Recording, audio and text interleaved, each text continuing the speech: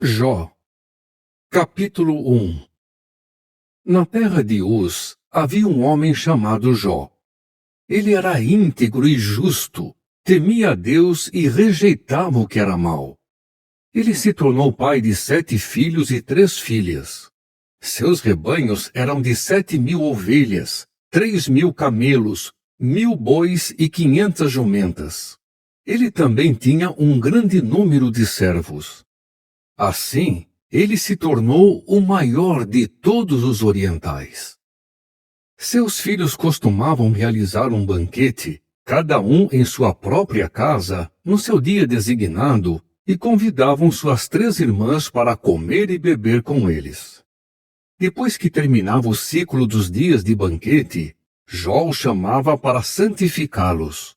Então ele se levantava de manhã cedo e oferecia sacrifícios queimados em favor de cada um deles, pois Jó dizia: Talvez meus filhos tenham pecado e amaldiçoado a Deus no coração. Jó sempre fazia assim. Chegou o dia em que os filhos do verdadeiro Deus foram apresentar-se perante Jeová, e Satanás também foi no meio deles. Então Jeová perguntou a Satanás: De onde você veio?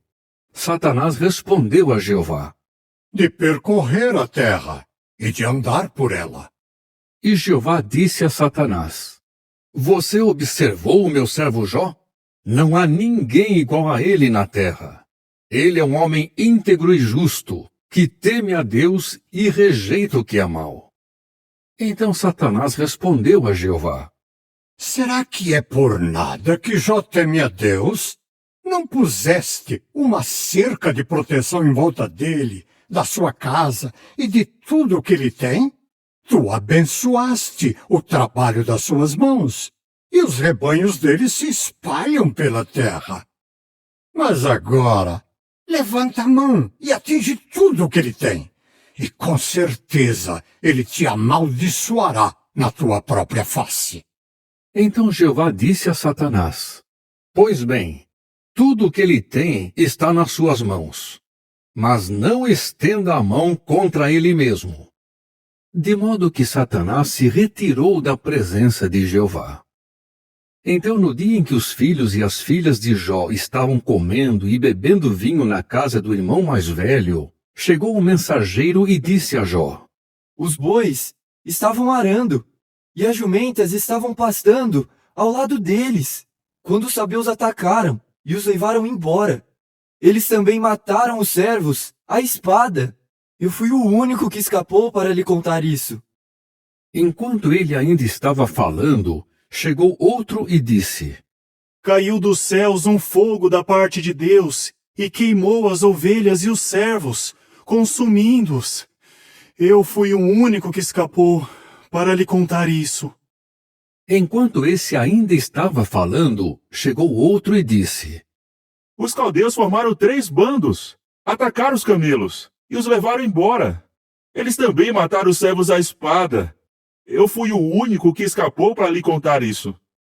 Enquanto este ainda estava falando, chegou mais um e disse: Seus filhos e suas filhas estavam comendo e bebendo vinho na casa do irmão mais velho. De repente, veio um forte vento do deserto e atingiu os 4 cantos da casa, de modo que ela caiu sobre os jovens e eles morreram.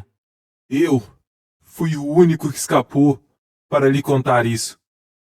Então Jó se levantou, rasgou as suas roupas e raspou a cabeça.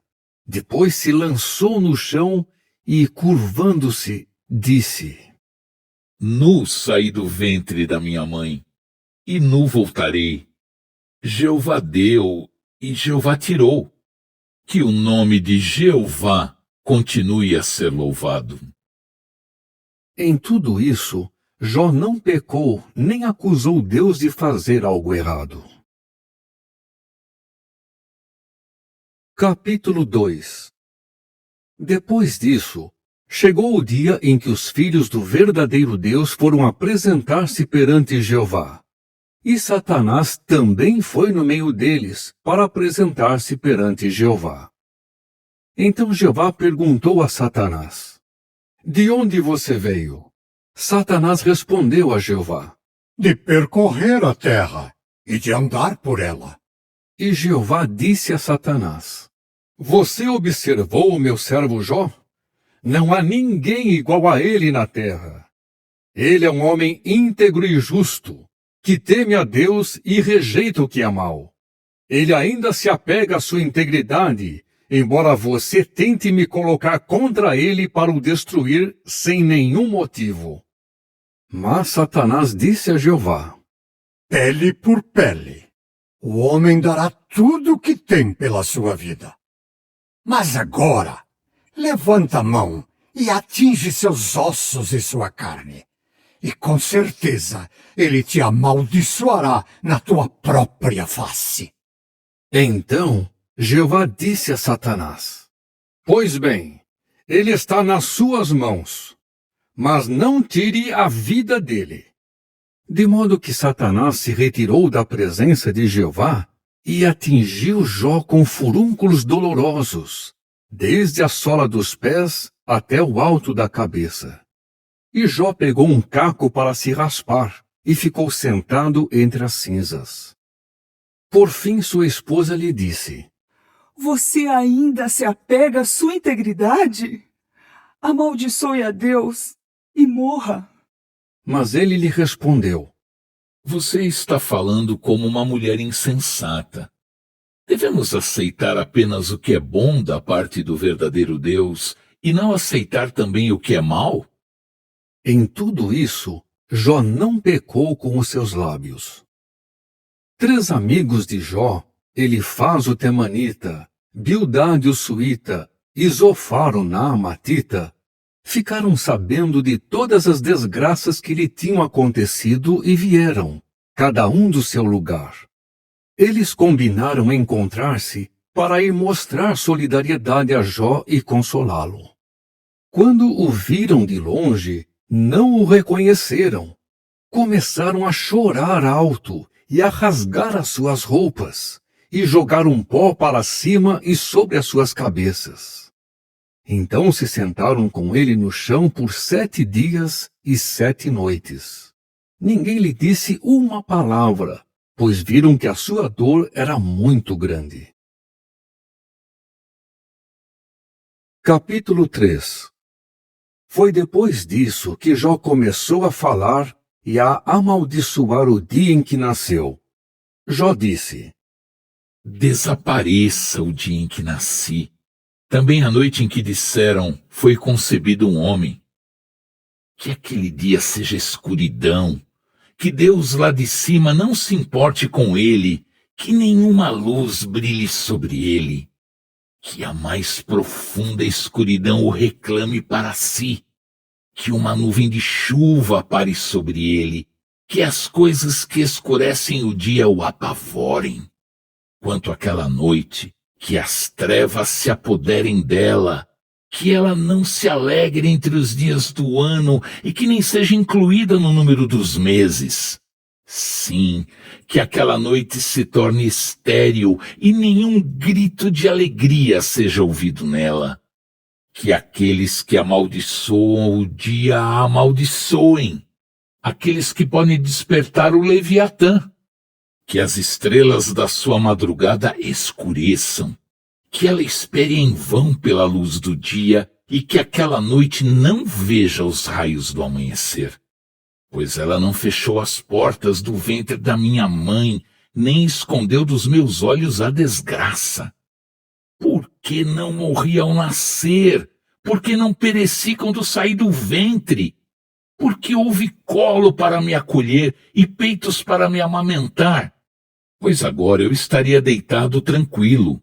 Estaria dormindo e descansando com reis da terra e seus conselheiros, que construíram para si lugares que agora estão em ruínas, ou com príncipes que tinham ouro, cujas casas estavam cheias de prata.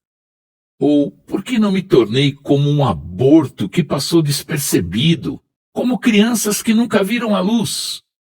Na morte, termina até a agitação dos maus. Ali descansam os que estão exaustos. Ali os prisioneiros estão juntos em paz. Não ouvem a voz de ninguém os obrigando a trabalhar. Ali, o pequeno e o grande são iguais, e o escravo está livre do seu senhor. Por que ele dá luz a quem está sofrendo e vida aos que estão amargurados? Por que eles anseiam pela morte, mas ela não vem? Procuram por ela mais do que por tesouros escondidos. Eles se alegram muito, ficam felizes quando acham a sepultura. Por que ele dá luz a um homem que não encontra o seu caminho, visto que Deus o cercou de todos os lados? Pois em vez de comer, eu suspiro, e meus gemidos se derramam como água, pois o que me apavorava me atingiu, e o que eu temia me aconteceu.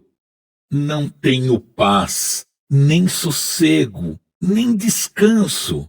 As dificuldades não param de vir.